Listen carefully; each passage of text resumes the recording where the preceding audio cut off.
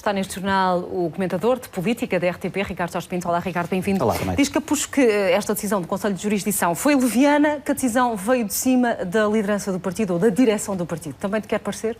Não, do ponto de vista formal, estava nos estatutos que pessoas como ele, que integraram listas que eram adversárias de listas do PSD, devem ser expulsos do partido. E do ponto de vista formal, esta é uma decisão administrativa que não precisava sequer de um aval político. Agora, há depois o contexto, e há o contexto dos dois lados. Há o contexto do posicionamento de António Capucho, que claramente nos últimos meses se tem posicionado de forma muito crítica relativamente a esta direção, e o que quer que esta direção faça ou diga, António Capucho está do lado contrário. E depois há o posicionamento da direção do partido relativamente a António Capucho, que é mais ou menos simétrica, isto é, sempre que António Capucho se pronuncia ou se posiciona de uma determinada maneira, a direção do partido mostra o seu desagrado e não esconde a antipatia que tem vindo a ser criada entre estes dois polos. Agora, a verdade é que esta situação teria que ter um desfecho, e o desfecho, do ponto de vista meramente legal, teria que ser este. Onde é que se começam a criar problemas para o PSD? Criam-se problemas quando, na verdade, o artigo 9º, que aqui é invocado pela direção do partido ou pela Comissão de Jurisdição,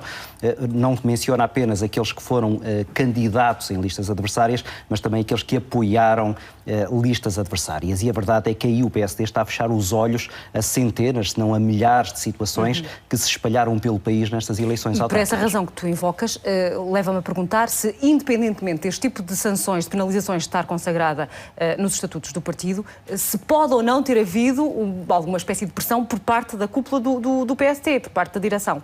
Não, eu penso que não. Eu penso que a direção claramente não estava interessada em criar aqui mártires, ainda por cima mártires que neste momento, tal como António Capucho não escondeu hoje à noite, se posicionam à volta de uma figura que é uma alternativa à atual liderança, que é Rui Rio. E há uma série de peças que, se nós observarmos, se vão colocando de forma estratégica exatamente para dar lenha para essa potencial candidatura de Rui Rio, que já percebemos que não vai acontecer neste Congresso em Lisboa daqui a 15 dias, mas que mais tarde, eventualmente com uma possível derrota de Pedro Passos Coelho nas eleições legislativas, certamente saltará, e saltará invocando todos estes casos, ou memoriando todos estes casos onde figuras como agora António Capucho, mas outras, e poderemos ver um rasto de vários protagonistas que não são neste momento simpatizantes de Pedro Passos Coelho, têm vindo a criar. A tua intuição ou a tua análise diz-te que esta candidatura independente de Capucho contra listas do partido terá tido que objetivo? Não, eu até acredito que o objetivo fosse exatamente não estar de acordo com aquilo que era a decisão do partido relativamente à melhor candidatura social-democrata no Conselho e ter integrado de forma voluntária e com boa fé uma outra candidatura alternativa. Agora, na verdade, é que esse caso poderia ter morrido ali, isto é, não ter havido nenhuma sequência com o próprio António Capucho abandonando voluntariamente, de livre vontade, o seu partido, ou poderia fazer o que ele fez, isto é, criar-se como ele próprio, como mártir, como uma das vítimas daquilo que ele considera ser uma oligarquia.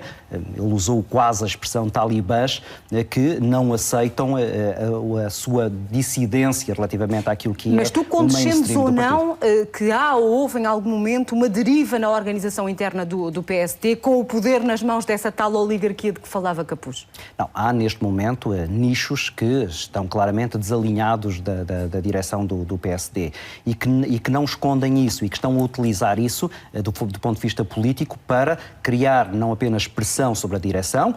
A questão da demissão pareceu hoje colocada fora de rota por António Capucho, que de resto justifica isso para que não haja candidaturas alternativas a Pedro Passos Coelho no próximo Congresso, dizendo que isso levaria a uma crise política, e a crise política neste momento seria completamente desajustada. Mas é aí que, mais uma vez, António Capucho não é coerente, porque, na verdade, independentemente de uma crise política que viesse a ser neste momento suscitada, para ser consequente com aquilo que foi o seu posicionamento, nomeadamente nisto que tu agora mencionaste, que é o propósito final desta sua candidatura, então teria que avançar alguém que pudesse protagonizar esses tais descontentamentos e estas tais dissidências que António Capucho aqui não esconde. Uma última e muito breve peço de reflexão sobre o facto do PSD manter o silêncio sobre esta expulsão, e faço-te esta pergunta porque Manuel Alegre dizia hoje que isto não era, um assunto interno do PSD, é antes um assunto da democracia, um assunto interno da democracia.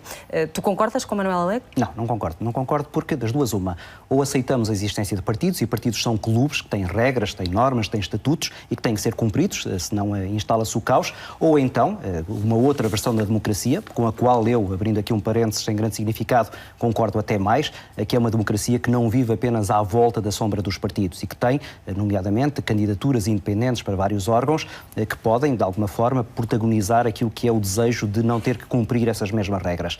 Onde eu aqui não concordo é que, a partir do momento em que António Capucho aceita ser militante de um partido, tem que aceitar os seus estatutos. E, tendo sido ele secretário-geral, ele deveria, e diz que conhece bem os estatutos, para perceber que este era o desfecho inevitável para a sua candidatura contra o PSD. Ricardo, obrigada. Até à próxima. Obrigado. Bom resto de semana.